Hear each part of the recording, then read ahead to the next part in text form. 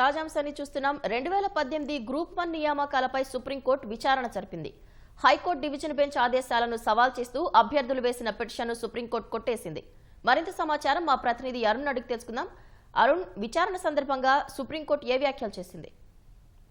2018లో ఇచ్చినటువంటి గ్రూప్ 1 నియామకాలకు సంబంధించిన నోటిఫికేషన్లో ఆ తర్వాత వచ్చినటువంటి ప్రభుత్వం నియామకాలకు సంబంధించినటువంటి ప్రక్రియలో జరిపినటువంటి మూల్యాంకనము, దాంట్లో జరిగినటువంటి అవకతవకల ఆధారంగా ప్రస్తుతం కేసు విచారణ జరుగుతున్నటువంటి నేపథ్యంలో సుప్రీంకోర్టులో ఈ కేసు విచారణ జరిగింది.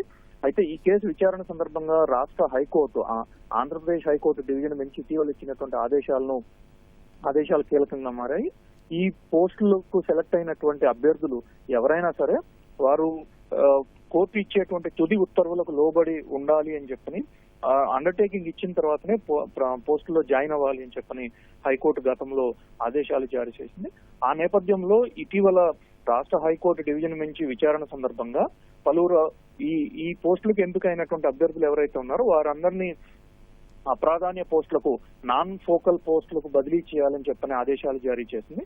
అయితే ఈ ఆదేశాలు అమలుకు సంబంధించినటువంటి విషయంలో ఇటీవల జరిగిన విచారణ, వాటి నేపథ్యంలో అభ్యర్థులను నాన్ ఫోకల్ పోస్టులకు బదిలీ చేస్తూ రాష్ట్ర ప్రభుత్వం నిర్ణయం తీసుకుంది. దానికి సంబంధించి ఇచ్చినటువంటి ఉత్తర్వులను అభ్యర్థులు సుప్రీంకోర్టులో సవాల్ చేశారు. ఈ సవాల్ పైన జస్టిస్ రాజేష్ బిందాల్ నేతృత్వంలోని ధర్మాసనం విచారణ జరిపింది.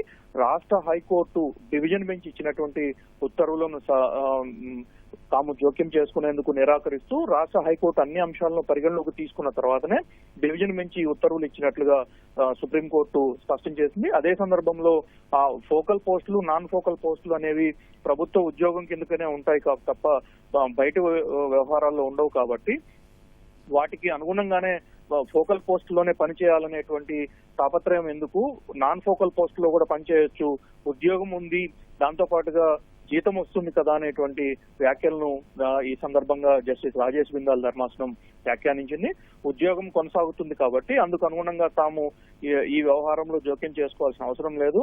ఉద్యోగం కొనసాగుతుంది, జీతం వస్తుంది, డబ్బులు వస్తున్నాయి కాబట్టి దీంట్లో ఇంకా ఏం కావాలి, విచారణ కొనసాగుతున్నటువంటి నేపథ్యంలో దీంట్లో జోక్యం చేసుకోవడానికి ఏమీ లేదు.